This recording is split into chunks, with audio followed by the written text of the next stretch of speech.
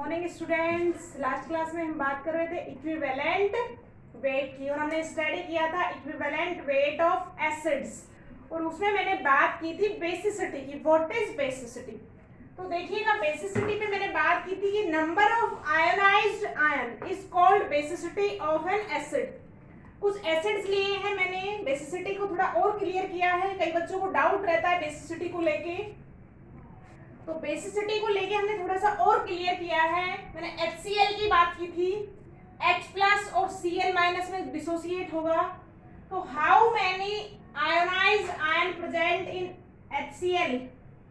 1, so their basicity is 1.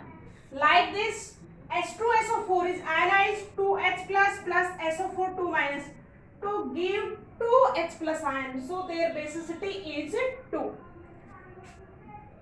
Nitric acid H plus और NO3, तो ionised ion कितना है?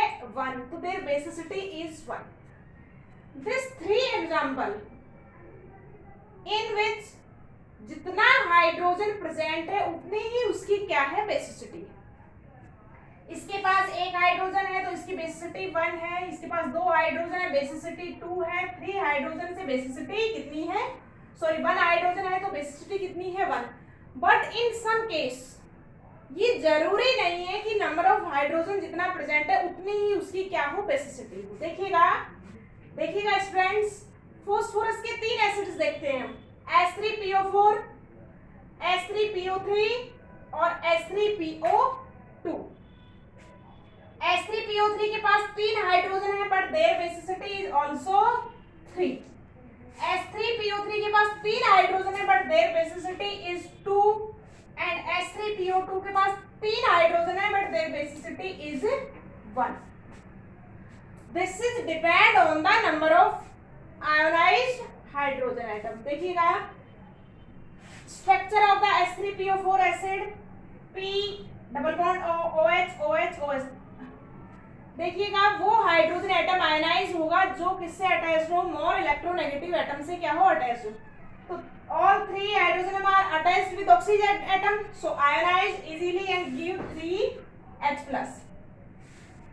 Structure of the H3PO3, 2 OH group and 1 hydrogen is directly attached to the phosphorus, so only 2 hydrogen atom which are attached with oxygen atom is hydrolyzed and ionized and give H plus ion. So H3PO3 gives 2H plus. Hydrogen इसके पास 3 है पर H plus के form में ionise कितने होंगे? 2. So their basicity is 2. और H3PO2 का स्ट्रक्चर देखेंगे आप, P double bond O OH H और H.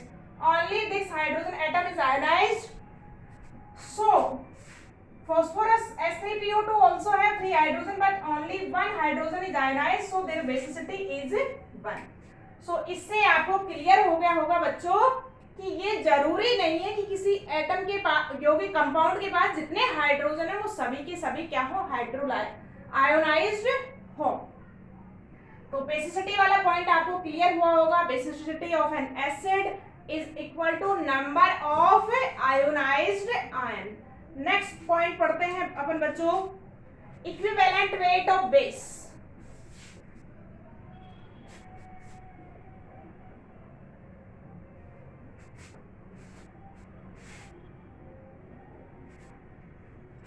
नेक्स्ट टॉपिक है अपना equivalent weight of an base is equal to क्या होगा? देखिएगा फॉर्मूला, देखिएगा molecular weight of a base upon acidity.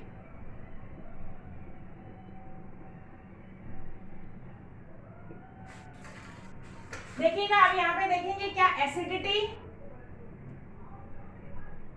What is acidity? The number of ionised OH minus ion, the number of ionised OH by an base, by a base is called their basicity.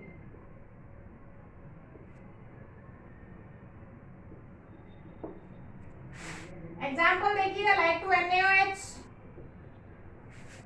Sodium hydroxide जो base है वो कैसे ionise होगा, Na plus and OH minus. So how many OH ion is given by the NaOH? 1.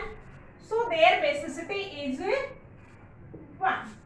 देखिएगा calcium hydroxide को देखिएगा students, calcium hydroxide is ionised like to this Ca2 plus and 2 OH minus. So how many OH minus ions given by the calcium hydroxide? 2. So their basicity is 2.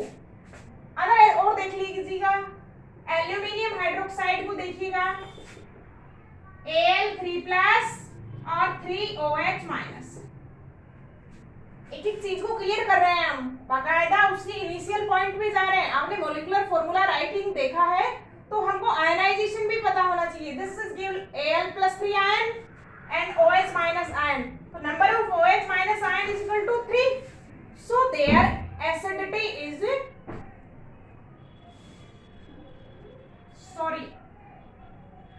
Acidity, थोड़ा mistake हो गया था, हमने यहाँ पे basicity लिख दिया था, बेस के केस में क्या आएगा, acidity, sorry. So their acidity is 3. तो this is the acidity of an base. अभी अपन कैलकुलेट करते हैं किसी भी एक एग्जांपल के लिए. देखिएगा, we calculate here equivalent weight of NaOH. देखिएगा, equivalent weight of NaOH, formula बताइए, molecular weight of NaOH.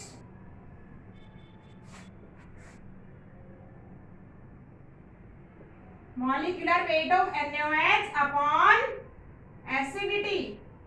We know acidity of the NaOH is 1.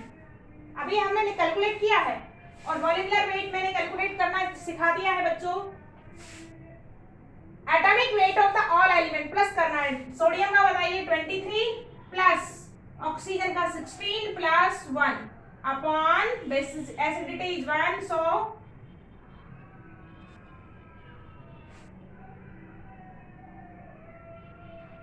6 और 4 10, 1 4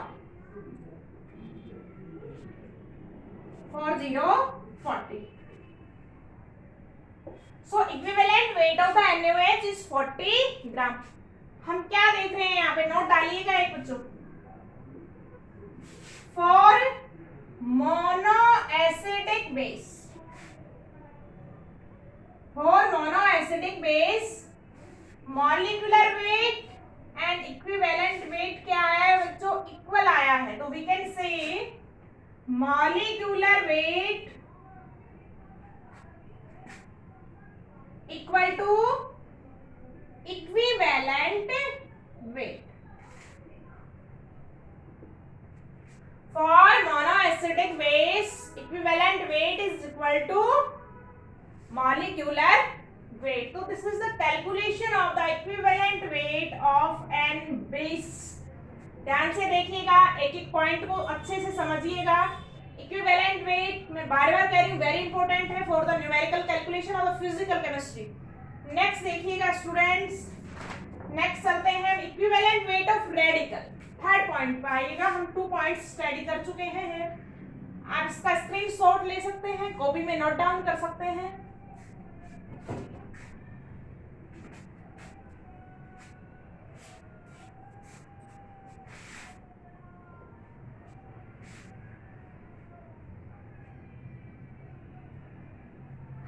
पे चलते हैं, equivalent weight of an radical.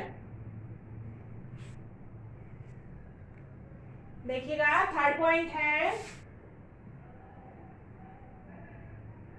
Equivalent weight of radical.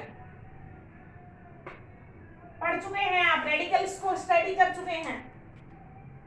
तो देखिएगा क्या हो जाएगा बच्चों, equivalent weight of radical equal to क्या हो जाएगा, formula weight of radical upon formula weight of radical upon valency of radical। Example से देखेंगे, फॉर्मूला हमने देख लिया है, अभी एग्जाम्पल देखते हैं। Equivalent weight of carbonate, formula of carbonate radical is CO3 2 minus. तो हमको इक्विवेलेंट वेट करना है। इक्विवेलेंट वेट क्या हो जाएगा, इसका मॉलिक्यूलर वेट निकाले। कार्बन का 12 प्लस ऑक्सीजन का 16, इतने एटम है 3, तो multiply by 3। Valency of carbonate ion is equal to 2। Charge present on an ion is equal to their valency.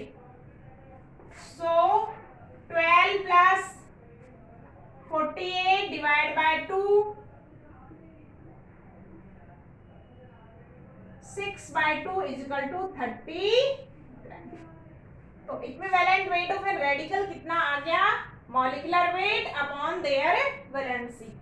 Example देखिएगा, इक्विवेलेंट वेट ऑफ सल्फेट।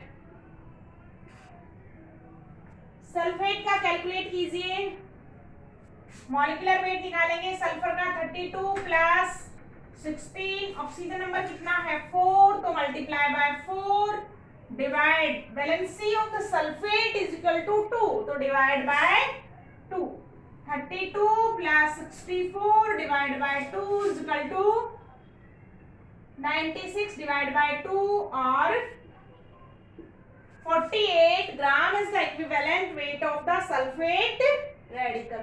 तो this is the equivalent weight of the radicals. Next अपन पढ़ते हैं equivalent weight of element in compound. Note down कर लीजिएगा बच्चों इसको।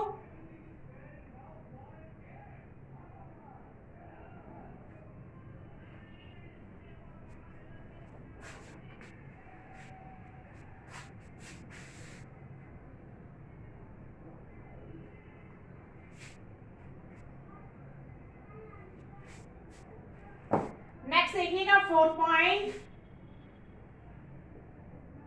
Equivalent weight of an element in A compound is equal, क्या हो जाएगा formula, atomic weight of element, formula हो जाएगा एटॉमिक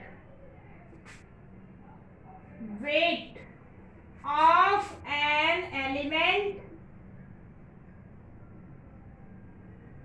upon, डिवाइड बाय करेंगे किससे, valency of element in compound.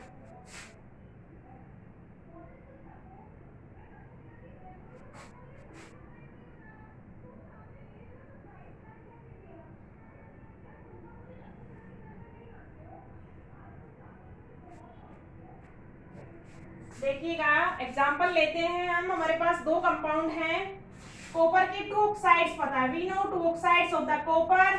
एक है आपके पास CuO and other is Cu2। This is cupric oxide and this is cuprous oxide।